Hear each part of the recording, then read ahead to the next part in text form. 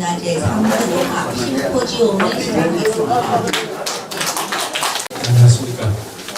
이렇게 뵈서 반갑습니다. 해마다 심포지움을 개최하는데 올해는 상주동학 경전에 대한 실증적 이해라는 주제를 가지고 심포지움을 개최하게 되었습니다. 이렇게 참 토요일 휴일인데 분들 많이 올 참석하였습니다. 일일이 공유하지 못해서 대단히 죄송스럽고요. 시간이 없어서. 그리고 다른 데서 많이 올 박사가지고 자리가 모자랄 정도 성함이 되셔서 대단히 감사합니다. 오늘 발표하신 분들, 지휘하신 분들 아주 참 좋은 발표와 지휘를 통해서 상주동학 경전의 가치를 재조명해 주시면 감사하겠습니다. 감사합니다. 오늘의 이 훌륭한 제7회 동학문화제의 성공적인 개최를 위해 오랜 기간 헌신적으로 노력하신 김문기 재단 이사장님을 비롯하여 상주동학교단 관계자의 저희께 거듭 축하와 감사의 인사를 드리며 인사에 가름하겠습니다. 감사합니다. 먼저 제목은 상주동학 경전의 구성과 내용입니다. 제목이 글의 주제를 모두 함축하고 있다고 보시면 되겠습니다. 이 상주동학교가 좀 전에 우리 이사장님께서도 우리라는 분이 어떻게 여기에 서로 잡고 동학을 시작하게 되는가 이런 것들을 설명해 주셨는데, 그렇게 이제 포교 활동을 하고 교세를 확장하는 가운데서, 하지만 위에서 본 것처럼 1934년 이후에 교세가 쇠퇴하면서 교단이 영면만 유지하는 상황이 되었습니다. 포장 자료의 가치 1480점 정도 국가 기록물로 지적이 되고, 지금 아태 지역 세계 아태 지역 기록 이상 문제도 존재한다고 말씀하셨는데요. 그런 가치가 주목받으면서 대중과 학계의 관심을 받기 시작했습니다. 하지만 일단은 상주동학 경전이라는 책이 발간이 되어 있고요. 그래서 그 책에 있는 내용을 상주동학 경전으로 일단은 규정을 했습니다. 상주동학교는 최재우가 저술한 공경대전을 기반 바탕에 이렇게 두고서 동학이라는 걸 천명했기 때문에 아마 그랬던 것 같고요. 그 위에, 그런 바탕 위에다가 풍을경에서부터 고성경까지 이를 주출을 중심으로 해서 교리를 삼고, 그리고 축식을 통해서 형식을 구비한 그런 어떤 종교였다고 규정해 볼 수 있겠습니다. 여기 유학에서는 보통 성인 이렇게 말을 표현을 하는데, 상주동학 경전에서는 성인 대신에 성신이라는 말을 씁니다. 왜냐하면 그게 이제 이 종교로서 아마 그 하늘님 하는 그런 차원으로 이렇게 좀 격상을 하거나 치환이라고 할까요? 바꾸어서 아주 이에 비해서 상주동학교는 위에 봤던 그런 것들을 통해서 볼 때 선천이 조화로운 세계고, 그 다음에 후천이 타락한 세계고, 지금 시대는 그 후천이 다시 이제 뭡니까? 선천의 운수를 회복하는 시대. 다시 말해서 요순의 시대가 돌아오는 시대. 요순의 시대가 돌아와서 바로 요순 시대가 되어야 되지만, 사실은 그렇게 되지 않고 봄 다음에, 그러니까 봄이 오면 여름이 가면 겨울이 오고 다시 여름이 오고, 이게 이제 선천 후천으로 얘기를 할 수 있는데, 그 사이에 간기가 있죠. 봄과 가을이 있는 것처럼 지금은 이제 뭔가 새로운 시대로 가기 위해서 또 다른 어떤 고난을 겪어야 되는 그런 시대로서의 선천을 회복하는 그런 시대로 규정하고 있습니다. 상주동학교가 가지는 여러 가지 사상이나 내용 가운데 선천 회복 이런 것이나 아니면 그 자연의 질서와 인간의 어떤 운명을 이렇게 엮어서 설명해오는 그런 것들 하나 정도만이라도 좀 기억해 주시면 좋겠다는 의미에서 조금 보잘것없는 내용이지만 좀 깊이 있게 조금만 말씀드리고 들어주셔서 마치도록 하겠습니다. 감사합니다. 네, 반갑습니다. 배웠습니다. 또 다른 측면으로 동경대전을 다뤄보도록 하겠습니다. 이 동경대전의 내용을 나눠보면 세 부분으로 나눌 수가 있겠습니다. 첫 번째 부분은 동학의 요체예요. 완전히 그 동학의 핵심 내용인 거죠. 핵심 내용인데 호동문, 권학문, 수동문, 불령기의 이 네 편이고요. 그 다음에 수행에 관한 그런 글들인데 중문부터 이렇게 해서 몇 편이고, 그 다음에 10편, 이 그 수행에 관해서 시로 쓴 것인데요.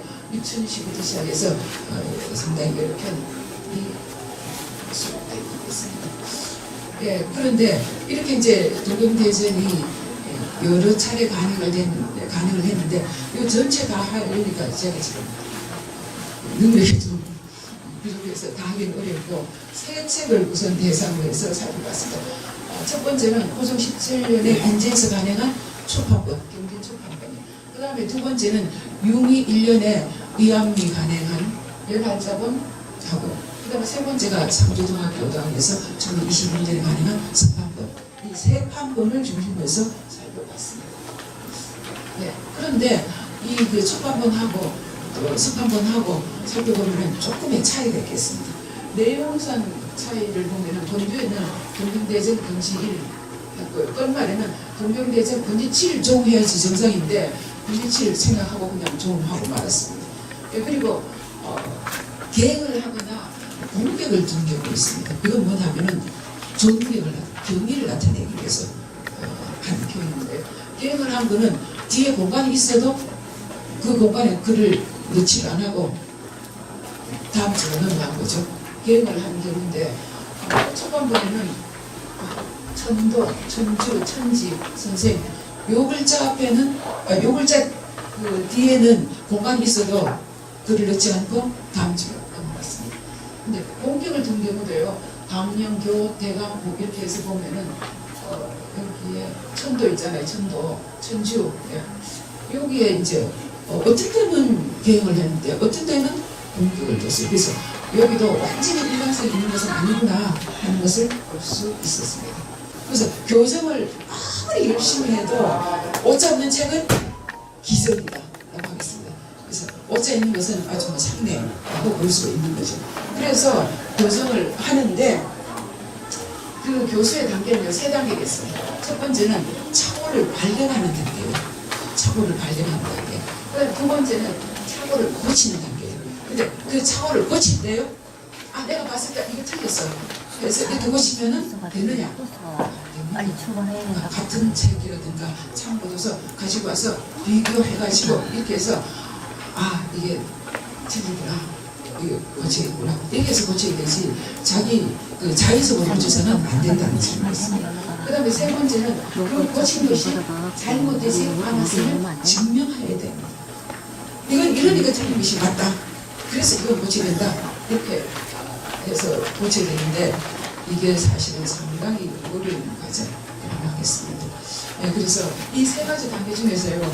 오늘 제가 했는 것은 첫 번째 단계 착오를 발견하는 단계 여기까지만 했습니다. 그 다음 단계는 또 해야 되는데 다른 그 학자들이 또 계속해서 이쪽 부분에 하는 분들이 하시기를 기대를 하면서 제 발표를 마치겠습니다. 박인규 교수님께서 부득이한 사정으로 오늘 자리를 못하게 되셔서 서울대학교 박병훈 교수님께서 대독을 해주시겠습니다. 입도회를 중심으로 하는 내용인데요. 그동안 이제 상대 동학교에 대해서는 그 가사라는 측면에 많이 주목을 받아왔고, 그 경전, 글자, 서지 이쪽에 이제 주로 관심이 주어져 왔다면, 박인규 박사님의 이제 목적은 그렇다면 이제 을의 모습은 어떤가? 종교라는 게 사실 사상만 중요한 게 아니라 그 행동, 프락시스, 실천이 중요한데요. 그래서 의례를 통해서 그 종교적 실천을 보려고 하는 의도에서 이 논문이 쓰여졌습니다. 입도 때 사용되는 축은 전수축입니다. 그래서 전수축의 내용은 대략적으로 동학교의 연원인 수은대 선생, 두 번째 청임 선생, 마지막으로 동학대교주 김주희 선생으로 이어지는 그런 대도를 받들어 하나님을 영원히 모시고 그 가르침을 받들 것을 공표하는 내용입니다. 특히 전수자, 수도자 이름이 이제 붙어져 있고요. 그래서 동학교에 가입하면 누구누구의 소개로, 누구누구의 청거로 입문하게 된다라는 걸 보여주는 그런 인문들의 성격을 잘 보여주고 있습니다. 그 제사상을 차리는 것에 있어서 차이가 나는데요.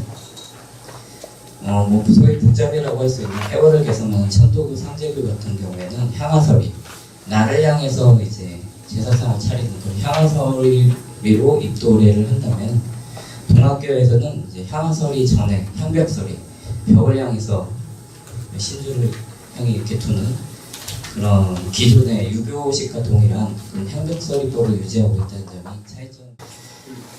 아까 이제 조화조하고 기하본주라는 두 가지 중이 추가됐다고 말씀드렸는데, 그래서 강연주 직위분지원이 대강 3번 했고, 본주 시전주 조화자는 제본왕 연사지를 1번 했고, 조화조 기하본주를 각각 3회 7회 있는 점이 차이점입니다.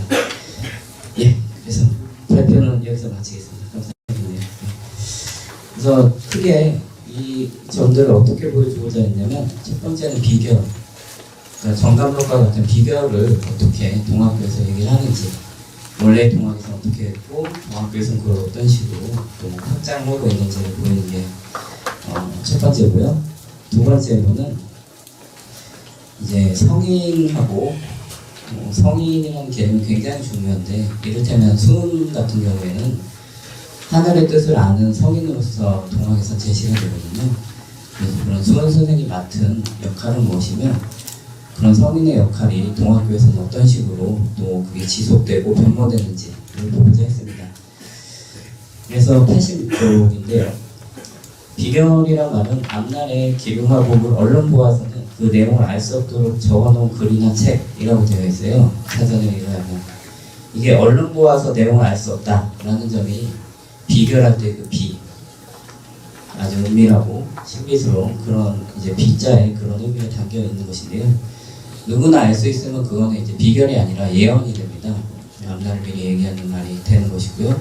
근데 비결 같은 경우에는 그 내용을 아는 해석할 수 있는 사람만 해석할 수 있는 식으로 마치 이제 코드화돼서 암호화가 돼가고, 그걸 풀 수 있는 사람 풀 수 있는 게 이제 비결이거든요. 여기서 중요한 거는 다시개벽의 때가 있는데 그 때를 어떻게 넘겨야 할 것인가 라는 점을 수은이 사람들에게 알리는 성인의 역할을 한다. 결국 앞으로 다가오는 시운이 있고요, 다시개벽이라는, 그리고 그거를 벗어날 수 있게 살아날 수 있게 해주는 역할을 수은이라는 성인이 맡았다 라고 생각하시면 될 것 같습니다. 시운과 성인이라는 것이 키워드인데요. 동학교에서는 그러면 그런 시운 개념이 어떻게 나타나는지 보면은 선천회복으로 표현이 되는데요. 천도교 같은 경우에는 선천다는 후천이죠. 이게 보통 얘기되는 시운관이고요. 근데 동학교에서는 후천에서 다시 선천으로 돌아간다 라는 그런 순환 사관이라는 것입니다. 그러면 청림은 어떤 사람이냐? 운수에 따라서 그 기운을 받아놨고 최재호의 교훈을 거울 삼아서 대정지수를 한 이후에 천지시운의 도덕을 밝혀 포덕천하를 할 수 있는 그런 인물로서 청림이 이제 묘사가 됩니다. 그래서 조화를 할 수 있는 그런 인물이고요. 동학교 같은 남자의 전통은 수운을 따르지만 해월을 부정하고 청림의 존재를 내세우는데, 이는 역시 동학사상에서 초기 동학의 모습에서 동학교가 어떤 걸 지속하고 어떤 걸 변모시켜 왔는지, 그러니까 해월을 부정하고 청림을 내세우는 건 변모의 측면이겠죠. 수운 체제로 스승을 모시는 것은 지속의 측면일 거고요. 그래서 성인이 이제 시운과 관련해서 중요하다라는 인식은 계속 이어져 오지만 이런 변모 양상도 있다는 점 역시 간단하게 생각해 주시면 좋을 것 같습니다. 예, 이상입니다. 감사합니다.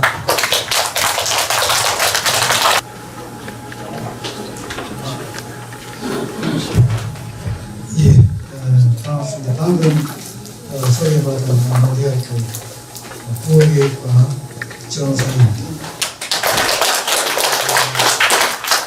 예전에 이렇게 심포지엄을 하고 연구를 했는데, 그동안 코로나 때문에 이제 다시 이렇게 하게 되어서 너무 반갑습니다. 순서에 따라서 토론을 이렇게 듣고 또 그에 대한 이제 답을 그렇게 왔습니다.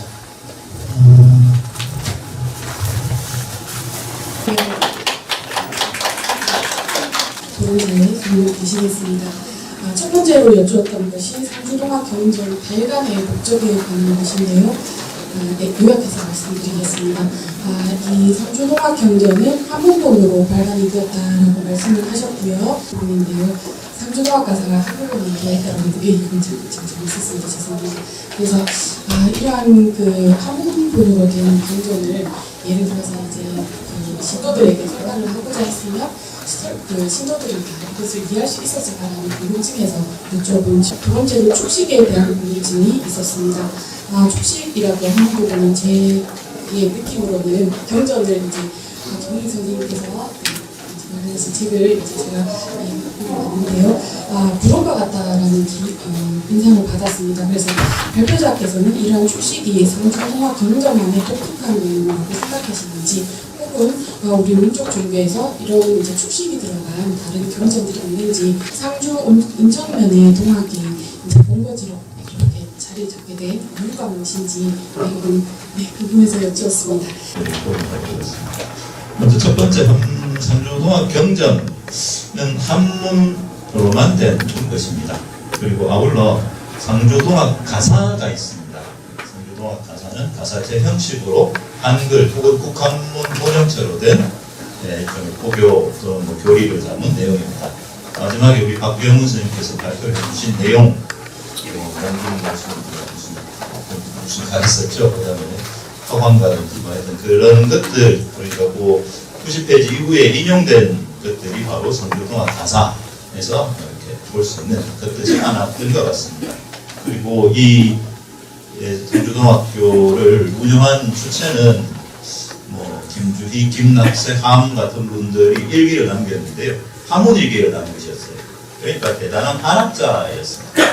그런 측면에서 그 중심적인 어떤 역할을 한 부분들은 아마 한문에 능통한 그런 분들이고, 또 그런 분들의 어떤 강화, 소개를 통해서 동학의 어떤 위세를 얻고, 혹은 그 당시의 어떤 시대적인 분위기 속에서 주변의 어떤 백성들과의 국민, 민중들이 이 동학교를 신봉하는 그런 조직 체계가 있지 않았을까 그렇게 생각하고요. 그런 상황 속에서 일반인들을 대상으로 하는 동학 가사가 이렇게 만들어지고 발간이 되고요. 그 다음에 조금은 한문 해독 능력이 있는, 그리고 유교적 지식으로 무장한 그런 분들을 위한 상주동학 경전이라는 이원적인 체계로 발간해서 그 당시의 어떤 한문에서 국문으로 넘어가는 어떤 그런 상황 속에서 양측을 모두 아우르는 그런 어떤 전략적 선택이 아니었을까, 대충 그렇게 짐작을 해봅니다. 어느 측면 여기가 왜 동학교의 본거지가 됐습니까? 부탁드리겠습니다. 이 김주희 선생이 그 동학혁명 난이라는 걸 보고 막 대죽음을 하니까 우리 백성들이 이래서는 안 된다 이런 생각을 하고 있었고, 또 도망을 많이 다녔다. 이거 도망을 많이 했는데 어디 숨어 있었냐면 저기 속리산에 숨어 있었어요. 그래서 늘 피해 다니고 있었는데 속리산 반 넘어가 여기 상주입니다. 그리고 또 여기 상주는 우복동이라 해서 이게 십성지 하나거든요. 그리고 그 당시 우리 서민들이 굉장히 불안하고 그래서 저 십성지를 찾아가지고 질병을 방지하고 전쟁이 나도 살아남는 십성지를 찾아가지고 가서 다 팔아다니는 저 비일비재했어요. 근데 이 십성지가 우복동인데 소배에는 그 우복동이 있습니다. 처음에 경천교를 거기서 만들었어요. 1904년에 만들다가 1910년 이쪽으로 다시 이제 동학교로 바뀌었는데, 그것과 연관에 대해서 늘 숨어가지고 속리산을 근거로 해가지고 있다가 알고 있었단 말이에요. 우복동이 있고 또 그 고향이 넘어고 이러니까 그 넘어서 넘어오니까 우복동이 있고 이래서 여기에 근거를 잡았는 거 아닌가. 그래서 이 우길이 우복동 여기가 십성지의 하나고, 또 자기 고향 근처고 속리산에 숨어있다 연구가 되어가지고 여기에 우길이의 동학교당을 세운 것 같습니다. 예. 것이 아니고 오늘 발표하신 패널 멤버 세 분에게 공통적인 질문을 드리고 싶습니다.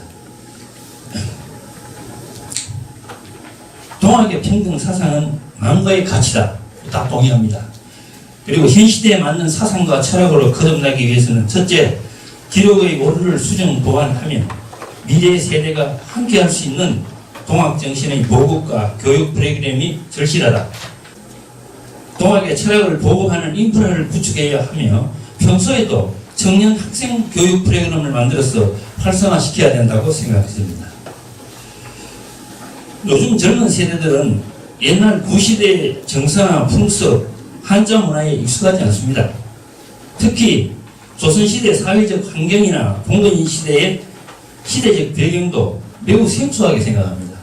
그래서 요즘 디지털 문화와 글로벌 시대에 맞게 젊은 청년 세대에게 다가갈 수 있는 방안과 디지털 시대에 맞는 프로그램을 개발하여 후세까지 동학정신을 개성 발전할 수 있는 정책적 기획과 연구가 필요하다고 생각합니다. 이러한 제반 문제에 대한 오늘 발표하신 패널 멤버, 패널 스님들 여러분 전체의 고견을 말씀해 주시면 감사하겠습니다. 예, 그 동학교도가 한창 그 성행할 때 그때하고 지금하고 상황이 너무 다르지 않습니까?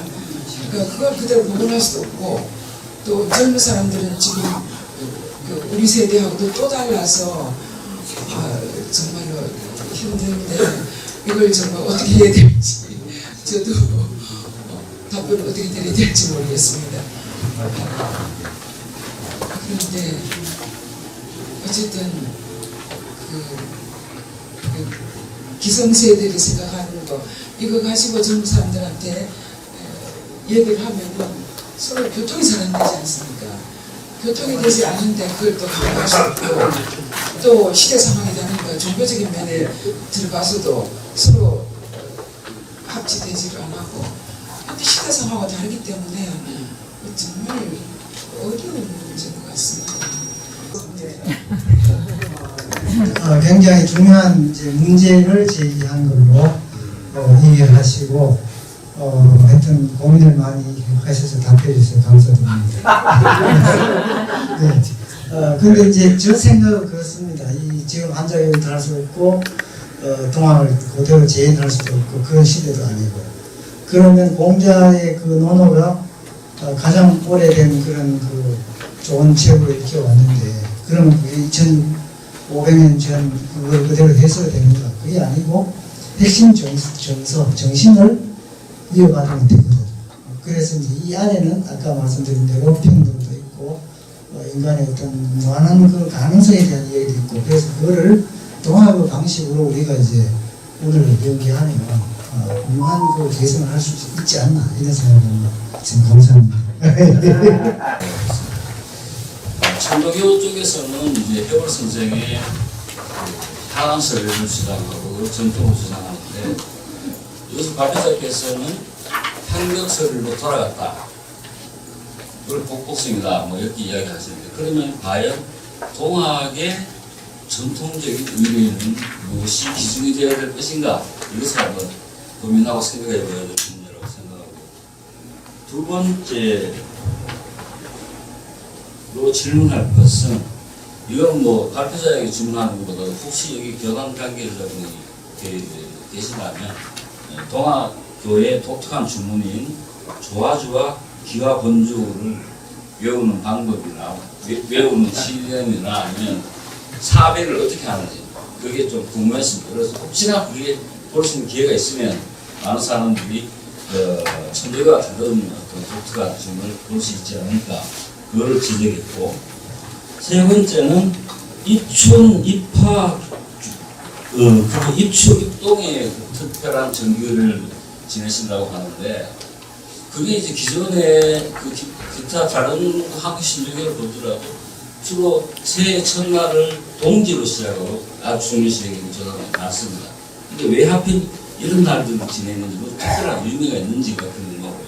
그래서 첫 번째로 왜 향화설이가 아니고 형백설이냐 이거는 동학교단이라는 걸 부정하는 거냐 아마 이런 식으로 하시는 것 같아요. 근데 이제 한 가지 생각해 보실 점은 향화설이는 회월이 구하는 거잖아요. 근데 남적은 회월을 보정을 하죠. 그러니까 향화설을 할 수가 없다고 저는 생각을 해요. 그래서 당연히 수은 당시에 형백설을 하는 게 이치상 맞다고 생각이 되고요. 두 번째로 조화주하고 기와본주 같은 경우에는 이건 교단 관계자 여러분 한번 얘기를 듣고 싶긴 한데요. 사배 같은 경우 아마 어제 헌성식에서 행해졌을 거라고 생각이 되고 저도 한번 참여해 본 적이 있습니다. 그건 내년에 한번 확인해 보시고요. 조화주하고 기와본주 같은 경우 내용을 보면 크게 내용이 그 직위금지 원효대강의 그 강령주나 신천주 조화적 영세보험 만사제 본주문하고 다르진 않아요. 저희가 얼마든지 확장 가능성이 있는 수련에서도 사용할 수 있고 입도시대도 사용할 수 있는 그런 확장성이 있는 주문이라고 생각이 되고요. 다만 이제 수련적인 측면이 지금 동학교에 와서는 굉장히 흐려졌습니다. 굉장히 형해화되고 교단의 이제 일부 가정에만 이제 시행되고 있는 상황이잖아요. 그래서 이거는 우리 저기 지금 김장대님 계신가요? 한번 제가 여쭤보고 싶네요, 우리. 질의 토론을 하도록 하겠습니다. 그러면 토론 이월 속수님 토론해 주십시오. 부각해 주실 것 같습니다. 그래서 이런 비결에 대한 높은 관심이 이제 청도교와 구별되는 하나의 특징이라면 그 차이는 어디에서 오는 걸까 그런 생각을 하게 되는데요.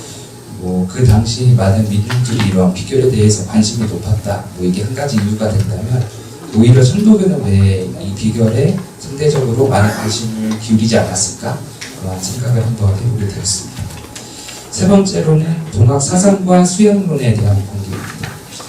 그래서 기본적으로 동학 안에서는 뭐 도성 입덕, 황제 창생 이런 거를 하나의 목표로 많이 내세우고 있는데요. 이거는 뭐 천도교 동학교뿐만 아니라 동학을 내세운 많은 교단들이 다 얘기하는 그런 큰 목표라고 생각이 듭니다. 그래서 혹시 그 당시 일반 교인들의 삶에서는 사실 이런 동학교단이 어딘가 그런 것보다는 실제로 삶에서 어떻게 수양하는가 뭐 그게 좀 큰 영향을 끼치지 않았을까 그런 생각을 하게 됐는데요. 이 동학교의 좀 독특한 이런 동학 사상의 특징이 교인들의 실제적인 삶에 어떤 영향을 미쳤을까 이런 거에 대해서 선생님의 생각을 한번 듣고 싶습니다. 예, 감사합니다. 사실 제가 생각이 되고요. 세 번째로는 이제 수양. 이게 어느 교단과는 관련 없이 그냥 수양만 잘하면 되는 거 아니었을까? 실제 교인의 생활에서는 이제 그런 질문이 있었던 것 같은데요. 근데 물론 이제 그런 측면은 있는데요. 한편으로는 그 연언을 또 굉장히 계속 강조를 해요. 아까 청림 얘기 잠깐 했지만 이 교단 저 교단 거기 아니고 내가 있는 여기가 바로 너희들을 살릴 수 있는 이 교단의 길이다. 이 교단 밑에서 너희가 수련을 하고 하느님을 모셔야지 자행자지 하지 말라 이 말이 굉장히 많이 나오거든요. 자행자지라는 게 멋대로 한다는 그런 얘기인데 그 멋대로라는 곳에는 제대로 된 연언을 따르지 않는 것까지 이제 포함이 되는 거죠. 그래서 교단의 밖에서 음해를 하는 사람에 대한 비난이 굉장히 많이 나오고요. 이 교단을 택해야 되는 그런 얘기에 대해서 가사를 통해서 가사를 이제 그런 걸 전달하기는 적합한데 계속 그러한 것들이 반복되는 것을 볼 때 이 사람한테 이제 교단이 중요하지 않은 게 아니라 굉장히 중요하구나 뭐 이런 그런 생각을 하게 될 수 있을 것 같습니다. 예, 좋은 점 감사합니다. 네, 지금까지 네 분의 발표에 대한 토론을 다 들었습니다. 네, 이 사업을 이끌어오신 우리 김문기 이사장님 말씀을 한번 들어보겠습니다. 간단하게 한번 살펴보고 끝내겠습니다. 여기 사교 경전에 아까 왜 그 화문으로 경전을 냈을까 서민들을 위한다 하면서 이건데 그래서 사교 통하면 물론 그 취희부라든지 전부 유학자들이 많습니다. 아까 부교수 교수님도 물론 전부 다 시리를 잘 할 것이고 접신이 되어서 그런 점도 있지만은 전부 다 그 가사를 보면은 사서 삼경도 조금 인용하지만 사서에 참 더 능해요. 사서에 좀 나오는 문구가 사서에서 많이 나옵니다. 그리고 교주가 유학자이시고 부교주도 아주 아주 세심한 유학자입니다. 시도 잘 치고 글도 잘 쓰시고 일기도 전부 다 한문으로 해서 아주 그 당시에 아주 유명한 유학자시고 그 외에도 최근까지의 의성에서 오신 분들 보면 다 학자들이 상당히 있어요. 근데 유학자들은 그 당시에 서원이다. 이것도 서원이 바로 옆에 있습니다. 우산 서원이. 굉장히 유명한 서원인데 요 한 심리 올이 아주 금방인데 요의 그 서원의 그 유림들은 남녀 평등 그리고 전부 다 적선 차별 철폐 막 이러니까 죽을 맛이에요 그 당시에. 그래가지고 참 동학도를 떨어졌는데 앞장선 사람 전부 다 유학자들입니다. 서원에. 그래 이 서원하고 서로 막 갈등이 굉장히 심했어요. 그런 바도 있으나 거기에서 꼭 여기 유학자들도 상당히 많았어요. 또 그게 유림에 속했는지 안 속했는지 모르지만 그 당시에 여기 이제 하니까 유림에는 안 들었겠죠. 그래서 지지분들은 전부 다 유학자들고 유학자들은 상당히 있고 그 외에 대부분의 신도들은 이제 그 한문을 잘 모르시고 이러기 때문에 그러나 그 경전이라는 것은 하나의 바이블이고 하나의 헌법이기 때문에 그런 건 아주 한문으로 옛날 조선시대 참 모든 기록은 한문이잖아요. 그 외에는 참 음문으로 된 것은 별로 취급을 안 하는데 그런 점에서 경전이기 때문에 아주 한문으로 착 기록해서 확실하게 해놓고 그것을 이제 풀어놓은 것이 뭐냐면 가사입니다. 동학 가사입니다. 그 내용을 전부 다 풀어놨어요. 그 내용을 가사로 쉽게. 그리고 가사로 쉽게 하면서 두 가지 그걸 냈습니다. 똑같은 걸 두고서 예를 들어서 도덕가 이런 게 딱 하면은 한국함 혼용으로 된 것. 그건 뭐냐면 지식인들 한자 알고 이 사람들은 국함이 혼용이 돼야 빨리 눈에 들어옵니다. 내용이. 그 다음에 이제 완전히 한글로 음문으로 된 거 한종. 똑같은 걸 전부 다 두 그릇 다 하면 지금 목판이 전 두 가지로 되어 있습니다. 동일합니다. 그래서 그렇다는 것도 밝혀드리고 그리고 이 정림 선생도 사실은 어떻게 보면 참 더 허구 인물이죠. 그리고 자기가 지은 그 가사에 보면은 마치 정림생이 남인 것처럼 자꾸 우리 스승 마치 정림생 하다가 나중에 내가 정림생 내 정림생 이래 나와요. 그 정림생이 자기야 이런 걸. 그리고 호가 김주희성의 삼풍이라 하기도 하고 정림이라 하기도 해요. 그러니까 어떻게 보면 초기에는 다소 좀 다른 분이 이래 높이 있는 것처럼 하다가 나중에 쓱 해서 내가 바로 정림이다. 이렇게 돼가지고 종교하는 게 되게 그런 거 아니겠어요? 그래서 다른 경우도 있지만 이 정림 선생이어도 아마 그렇게 된 것이 아닌가. 그런 문제. 상주가 이 상주 동학이 유교를 바탕이기 때문에 상주역에 유교하고 접합을 했어요. 전부 유교의 사상에 사서상경을 바탕을 하고 유교적인 측면에서 재해석하고 이래가지고 또 초기의 그 최재호 선생님이 생각하던 내 몸 밖에서 체천서상이 있어요. 하늘을 본받는다. 내 체득한다. 체화한다.